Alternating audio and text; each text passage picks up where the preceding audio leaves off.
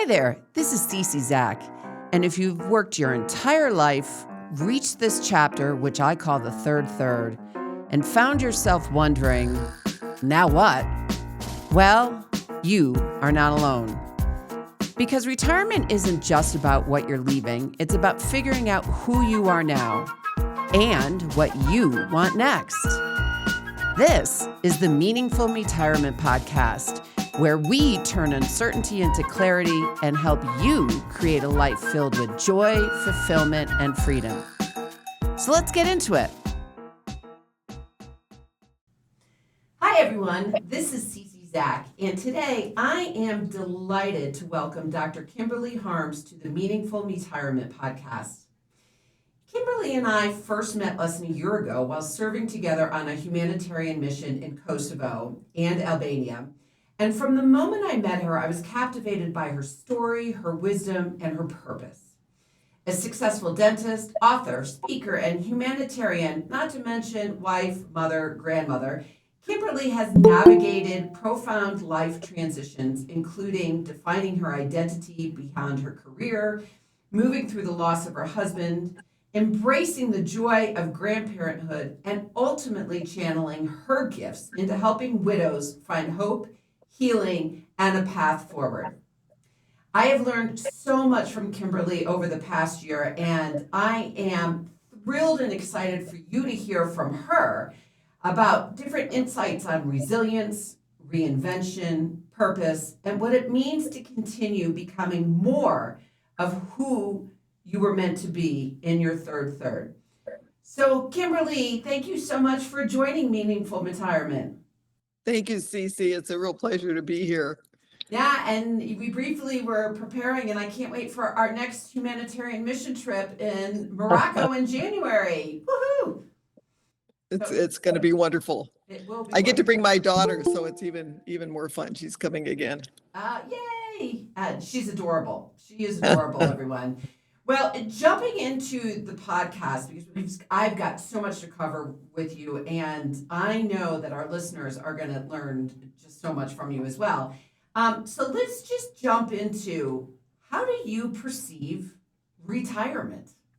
Oh my goodness. I think retirement really is reinventing yourself. I think we've lived through times where achievement was important to us, and we all had our careers, and we did as much as we could in our careers. We had kind of a path, we had a system that society has kind of set up for us. And then we retire. And I think most of us don't realize what a wonderful opportunity and what a privilege it is to live long enough to retire and have that opportunity to kind of reinvent yourself. And live another 30 years, right? And live another 30 years. And it was retirement, I don't think was ever meant to be a retreat from life, but an invitation to become more fully yourself. The thing I love about retirement is nobody has any expectations of you. We can live freely without anyone expecting anything from us, which means we can completely reinvent ourselves and do what it is we want to do and provide the legacy we want to provide. It's just a fabulous opportunity. When did you realize that no one had any expectations of you? Like, what age? And then what did that do for you personally? Well, I retired from dentistry. I was very active in dentistry and in a lot of leadership positions. And I went out of my main career due to some nerve damage in my drilling fingers, of all places, where I was working full time. And then I went to the Mayo Clinic and they said, "You're done." And so I had to kind of retire early. They just told you you're done. How did that make you feel then? That was not good. My husband had just had a liver transplant. We had just lost our son to suicide a year before. And this was my last big identity. And I was very active in the American Dental Association. I was a national spokesperson for them. A lot of my, I had lost my identity as a mother to a degree when my son died. And my husband, I was a caretaker. He was still recovering from that liver transplant. And I was the main breadwinner. So all of a sudden, to lose all of those things in one day was a shock. But of course, many of us have been through other shocks in our life. I lost my mother and my son to suicide. Those shocks were horrible. And I remember coming home on the day that this happened to me, and I was calling my pastor. I'm very close to my really great church, and I was calling my pastor, and I was crying to him on the phone, like, really, I said, haven't I been through enough? I was, come on. And he said to me, he said, well, Kim, this isn't the worst thing that's happened to you. Oh, what? And I went, it was kind of like one of those things. It jolts Okay. you. It's that shock absorber. It's that catalyst to get you back into reality. Yes, Yeah. it was. And I could survive. I was able to survive, and I did. But it was a real shock because I had to reinvent myself. And I think retirement, and I didn't realize this at the time, but retirement is an opportunity to reinvent yourself. And I have many times. I've had to after every big loss, you got to Yeah. reinvent yourself into whatever the next phase is, right? So I had to reinvent myself, and it takes time, and there's a grieving process involved. And I think we need to realize that when you retire, many times there's a little bit of grieving involved over your prior identity, in your working identity as you move into a retirement identity. But it turned out to be, this is a time of my life, despite the losses that I've faced. This is a time of my life that I feel very fulfilled. I feel very joyful, and I look forward to the next day, every day I get up. You are amazing. You have experienced more life quakes in your short life than five people combined, and I'm just using those numbers. Um, how old were you when you got that call and said you were no longer able to work doing I was 54. you were only 54? I was 54, and that was so much of my identity. One of the things, if you think about dentists and physicians are the same way, you're kind of the queen or king of your castle. You walk into your office, someone prepares the patient for you, and then you say your hello and you sit down, and you don't even have to reach for your instrument. Someone puts them in your hand. It's a really good job. And so suddenly I went from that kind of a situation, coming home and cleaning my toilets, it was a little bit of it. This dentists work a very long time. And I think this is one of the reasons. But so I had to do a big adjustment, and I had to realize that who I am was not dependent on any achievements that I had in the past, which is a different way of thinking than I had been thinking before. What my ability to be happy, my ability to survive, my ability to leave a legacy depends a lot more on who I am as a person and my relationships with other people. And that was a big transition that I had to make, and to realize that I had an opportunity now to really kind of stop living a life of achievement and start living a life of significance to the people that were part of my life, to my family, to my friends, to the people that I encountered. What an extraordinary story. And was there a catalyst that helped you come to that realization? I mean, you're a poster child for resilience. And I just listened to a podcast with Mel Robbins and Dr. Narula, who I believe is the medical correspondent for NBC. And she just wrote a book on resilience, or wrote a book on stress, but referenced resilience.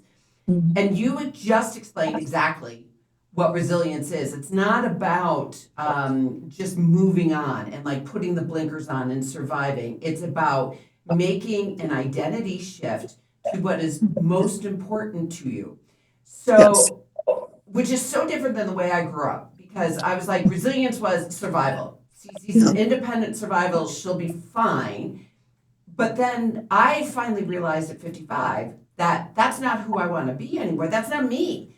So was there, and that was through a lot of hard work. So a lot of hard work, but this podcast is about you. So what was the work that you did, or was there someone or a learning that helped you recognize it is about your influence on others versus what you needed to do for yourself at that time? Yes, there was, I've been through a lot of grieving in my life, having a lot of losses and going through, getting down into that grief pit, as we do. Either we lose, or all of us will lose something we love at some point in our lives if we live long enough, right? So we're all going to go through some grief. And when I lost my son, it was to suicide. 19 years old, he was a National Merit Scholar, brilliant kid at Columbia, on student government, dean's list, everything, every possible achievement thing you could imagine in life, this kid was accomplishing. And his girlfriend broke up with him, and he was gone in 45 minutes. And it just about killed the rest of the family when he died. We loved him so much. It was such a loss to our family. And I didn't know how I would recover from that. I was still trying to work, which of course is very difficult. And I was coming out of, I was kind of in that zombie stage of grief. Anybody that's been through it knows you're kind of dead on the inside and you're just trying to look like a human being on the outside and smile. And I was coming out of my office. Like 5 steps below surviving. I mean, yes, you're just, you're just like and, bodily moving, functioning. Yeah, you really do feel like a zombie, you really do. And I was coming out of my office, and I had one of my husband's cousins come up to me, and he was angry, and he was waving his finger in my face, and he said to me, "Don't you ever let your remaining children feel that they're not enough. Don't you do that to them." And it was a shock that he said that to me. He was yelling at me, that he said that to me, and then I realized what he was saying. He had lost his brother at the same age that we lost our son, Eric. And his parents could never process the grief from that. And he felt that he lost his parents at the same time that he lost his brother. He'd become an orphan, he felt, at the same time he lost his brother. And he was warning me not to do the same thing. And I realized I had 2 remaining daughters that I loved dearly, and they were all struggling. And I had my husband who had just had a liver transplant, and so he was struggling physically and mentally. And I realized that my grief and how I processed it and how I moved forward with it affected everybody around me. Everybody, my daughters, my husband.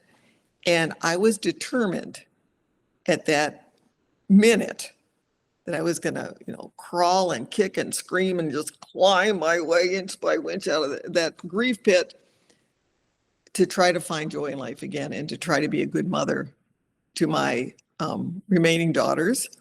There were no grandchildren at the time, but what I can see now looking back, that was 15 years ago, that I think my biggest accomplishment in life, besides having my children, was to climb out of that grief pit.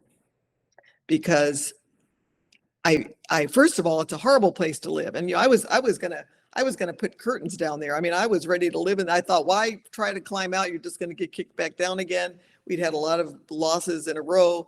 And I realized that you can stay down there and be miserable the rest of your life. To be a victim, yes. And we do almost encourage victim mentality in our country that's not good for us. And I could be the victim. I could stay down there and feel sorry for myself, or I could do the work. And it's a lot of work. And we have to realize that climbing out of that grief pit doesn't just come by itself. You got to work at it. I did the work, got out of there, took a couple of years, and every year, I think it took really about 10 years to get fully out of there for me. So I took the slow path, but that work was so worth it. And it allowed me, first of all, I think when you come out of that, you can realize a joy after being in that pit that is far more layered and far deeper and far stronger than any joy you felt before, because you're comparing it to the bottom of the pit. You're just living your daily life feels so good compared to the bottom of the pit. You can be grateful for things. You learn gratitude. And I have to say that I learned a lot of lessons in Rwanda. We have 70 Eric Harms libraries in Rwanda, and I've developed relationships with a lot of wonderful genocide survivors there. And they taught me really that you can survive anything, Definitely. and you can move, you can keep moving, you can work, you can move forward, and you can have joy in your life eventually. Doesn't come, I wish I could say you could snap your fingers and go to joy. It doesn't work that way. You got to work through you have to process the grief to get to the joy. So, and that takes some time, but you can get there. And I was so grateful to have those wonderful teachers. So, as I mentioned earlier, you've had more life quakes, just even to this point of your life that we're talking about, when you started the library program in Rwanda, when when you were told that you were no longer going to be a dentist, and there's been a lot of time that has come from there. But you mentioned that you've done a lot of work over those 10 years. Could we talk a little bit about the self-awareness you had, and what is the type of work that you did that we could learn from? Yeah. Well, when after my husband, my Eric died, and then luckily my husband survived after a liver transplant for another 13 years, and that was just precious time. And I think I learned to be grateful during that time, because every time he would do something that would normally drive me crazy, I would think, well, they could be dead, so I guess I need to be happy. You learn you learn to adjust. To think about life in a whole different way. You got to learn to be grateful for things. So Well, that was it. where did you learn that from? Because it's not innate, it really is work, and it's a mental transition, it's a physical, it's Yes. an identity transition. Tell us all about that journey. Well, one thing I did after Eric died, and after I lost my job, after Eric died, I had some time on my hands, and I need to be kind of busy during the day. I really need to find some structure in my life. So I became a grief counselor, and during that process of the training, I learned a lot about grief and about some of the work that's required to work I through the just, grief or I'm tasks. going to stop you Tasks that right require. there. Stop you right Mhm. there for a second. What made you choose grief counseling? So, what was the curiosity, or it's not an impulse. It's what got you into grief counseling? Okay, well, I have to admit that it's because when one of the things that we dentists kind of have in common is we kind of think we know everything. Yeah. We have a little bit of, we have some ego issues sometimes. And so I really should have gone to see a grief counselor. That's what I should have done. But I didn't, because I figured, well, I could just learn to be a grief counselor myself. So that's not a really good reason to do it, but it worked. It worked for me. Yeah, I think it worked for me. So I absolutely. thought, well, if I'm not going to go to a grief counselor, maybe I could become a grief counselor and learn all this stuff so I can work my own way through this grief. And that, again, that's not a real, I would not recommend that to most people. Please just go to the grief counselor and get some help. But that was me. We all have our idiosyncrasies, and Yeah, that was me. but You that's know, we were, your we are who we are. self-awareness, right? It's Yeah, your self-awareness. You knew yeah, what your ego needed at that moment in yeah, time. That's yeah. extraordinary. All right, continue Yeah. on. And so that really got me going. And then when my husband died, and I kind of found myself in that big void between like menopause and death. I mean, we widows find ourselves in that crazy place. And 80% of women in America die alone. 75% of people that are married become widows. So this is a common thing that nobody really talks about much. But if it's 75, 80%, we should be preparing for this stage. And when I got to that stage, I realized that I didn't have a roadmap, and all of my life I had been working towards something. I went to school, and I went to dental school, and I built a practice, and I was improving my practice, and I had something to work on. And all of a sudden I didn't. And so I started writing. I found that I like to research. I love to research. I found that's something I really love to do. And so I was researching for a year, and I wrote a book called Are You Ready? How to Build a Legacy to Die For, where I talk about all the legacies that we leave in our lives. And death and dying. I also became a death doula at the same time, because why not? And so I just love to learn. I found that's something that I really enjoy doing. And so I started writing this book, and got that published. And I've just recently completed one for I'm a Christian. And so for my church, I have one based on the Holy Spirit. It's called Embracing the Spirit in the Winter of Loss. That just got out within the last week or so.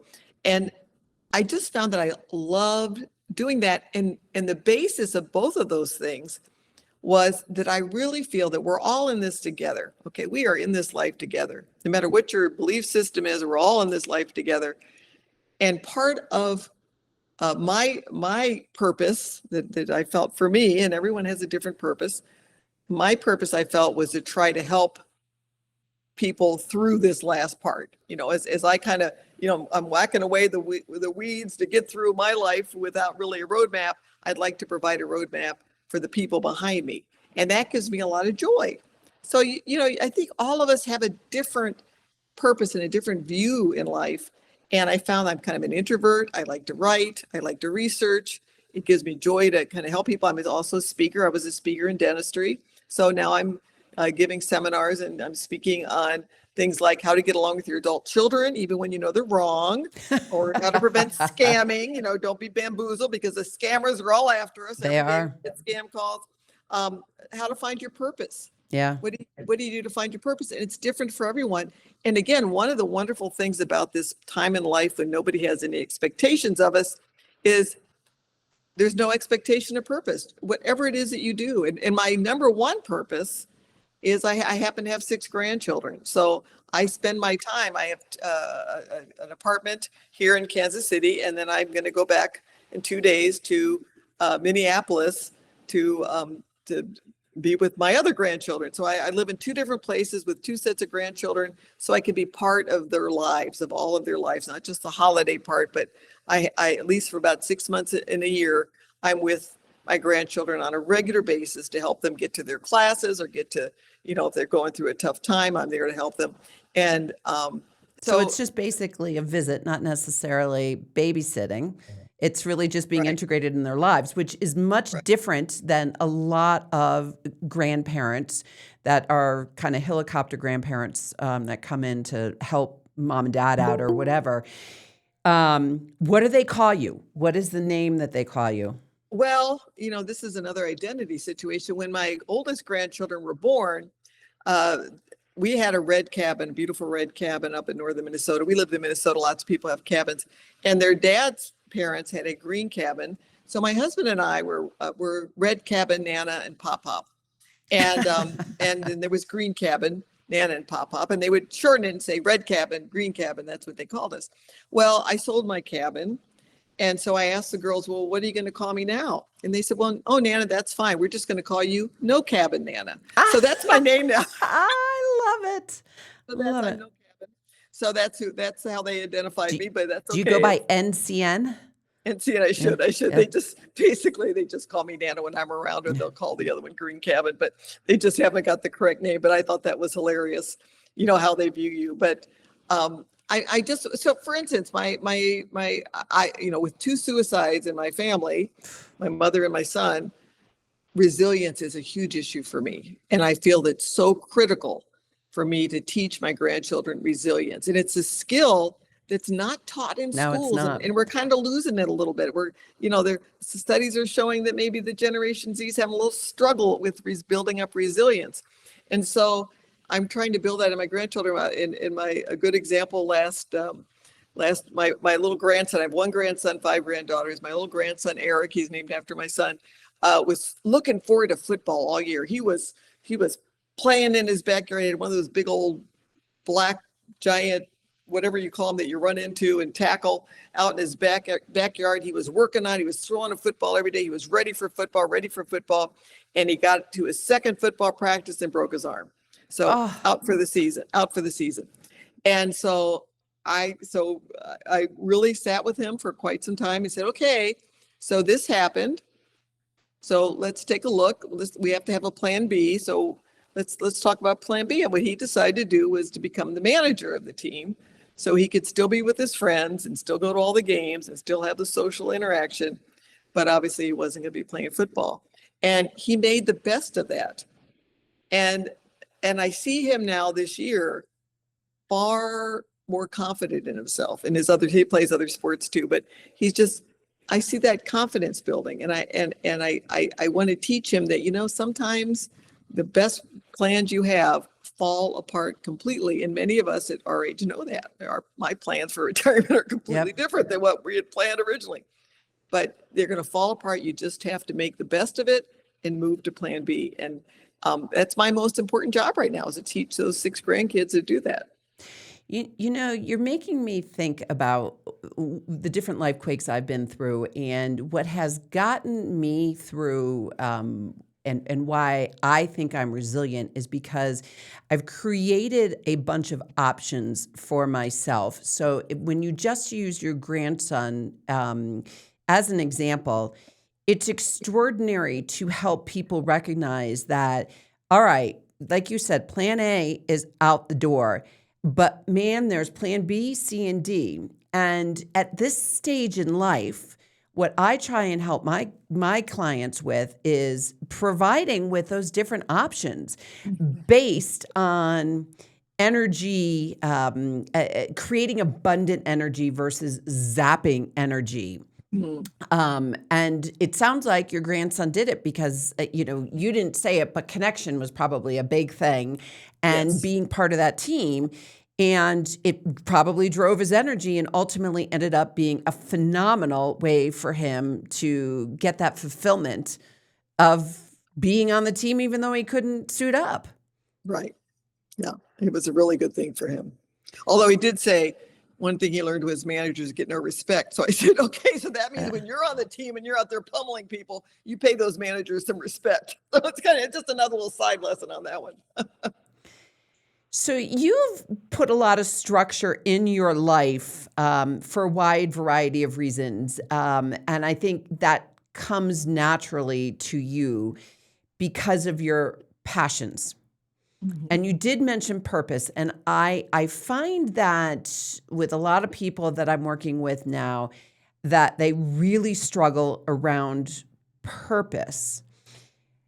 What insights do you have as it relates to passions and how they evolve into purpose?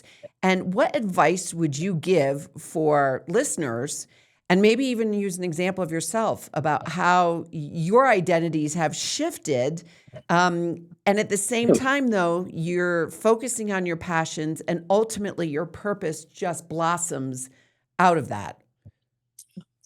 Well, I think we all have our individual, idiosyncrasies. We all have our, I have friends that are really major extroverts. I have one good friend that's down in the villages in Florida and having a wonderful time. She's very social. She loves that life. She finds great happiness down there. I find that I'm an introvert, and so I've got to look inward to kind of find a purpose. Other people, everyone has a different, we're all different, and we all have a different purpose. And I think that's really important, that we don't judge someone's purpose, because we just all have a different purpose. We have to find it ourselves. And a lot of people don't know what that purpose is. They just struggle to identify it. Well, I think we all can share in at least one purpose if you accept it. And that is just to help the rest of the people around us get through life. I think that's servicing one of the others. biggest, servicing others in whatever way you can. It might be, I just went to my niece's wedding, and there was this group. It was a Chinese Christian church, and we went in to get food in the reception, and there were like 30 women back there making the best food I've ever had at a wedding reception. And they were just back there cooking. There were people in that organization that they serve their community through cooking, and we sure appreciated it. There are people that serve others through babysitting their grandchildren, or there are people that serve each other's by helping the people that are invalids, or just supporting their friends. Yeah. I mean, the value of friendship, I think, even is stronger as you get older, because we're going through all kinds of crazy things, right? So just supporting your friends, being there for them, having empathy for our friends, helping our friends get through life that gets really technically more difficult as we get older, because we spend a lot more time at the doctors and we have to help each other out. So those are all the things that we can do. And then if you can find, maybe you have a hobby that you like. I like to porcelain paint. So when I'm done writing the books and speaking, I've got a whole storage bin full of kilns and supplies for porcelain painting because I love to do that. And you can do that up until you're 90.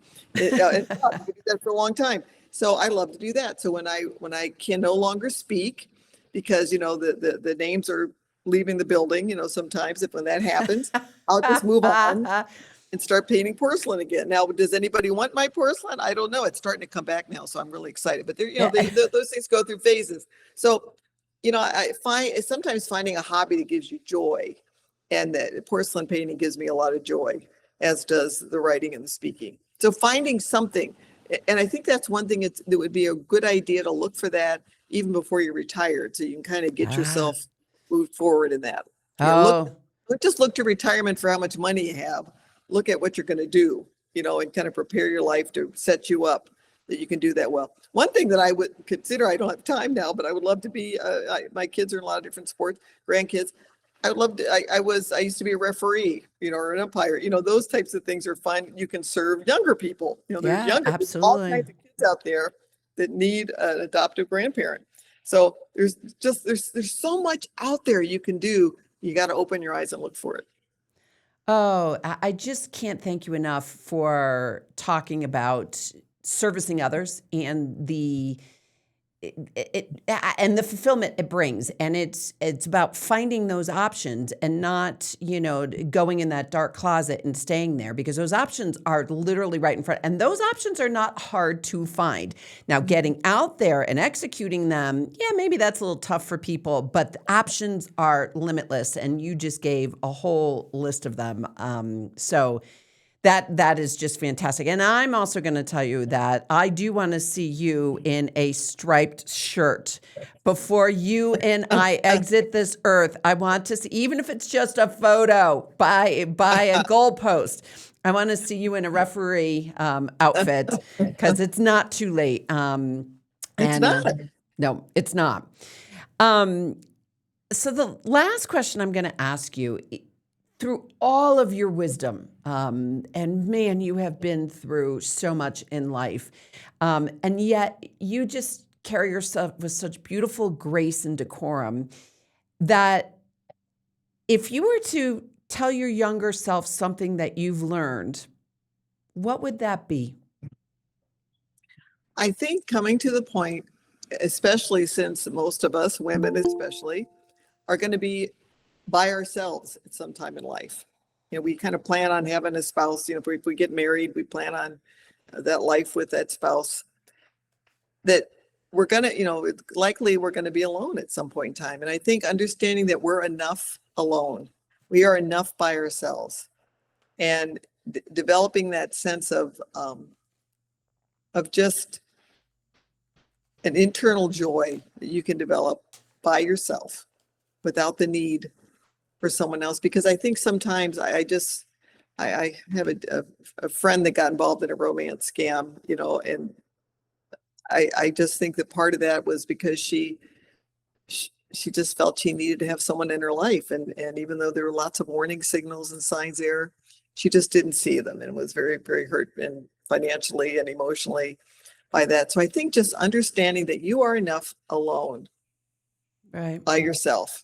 We have, and to speak kindly to yourself, because you're listening, speak kindly to yourself. Don't beat yourself up.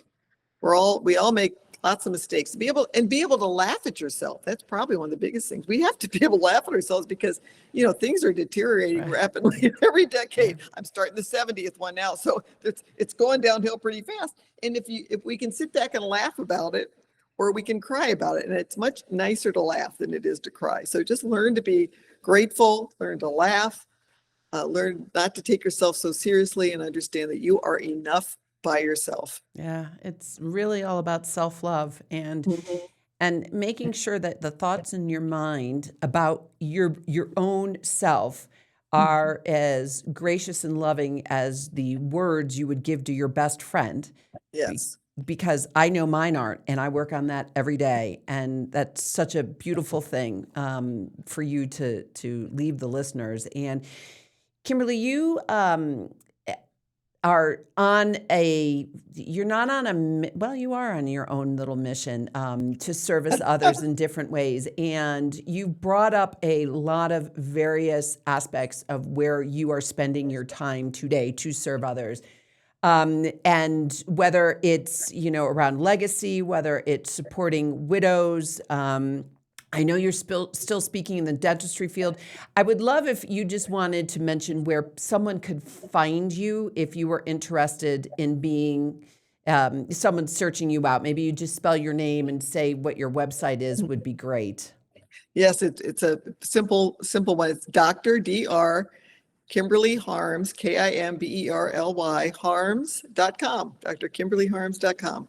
And you can contact me, and I answer everyone that does. You can just contact me through my website. And I love to speak. I love to, to help groups that are struggling with any of these issues. And so just, contact me through there. If you have any questions, I'd love to answer them for you. Well, Kimberly, I have learned so much about self-love, about resilience, and not survival, but true resilience. I've learned about how you can have multiple identities when the one or two or three that have been taken from you can be shifted into something beautiful, because that's who you are, a beautiful person inside and out. And before we go, I just want to say this to all of you listeners. Transitions are hard, and Kimberly has experienced quite a lot of them. But she demonstrated that she let go of who she was, and she figured out who she is now. And it is a big shift. So if you're feeling uncertain or a little lost and you're not alone, this is where something new begins. And gosh, Kimberly, you are a phenomenal poster child for that. And because when you understand who you really are, you create a life of real joy, fulfillment, and freedom. And you don't have to do it alone. So if you want support, you can also reach out to me at my website. It's just cczach.com. So Kimberly, thank you so much. And keep on doing what you're doing. We need to find more people like you in this world. Thank you so much, Cece. It's been a lot of fun. Ditto. I might have to have you back on soon. I'll come. Okay.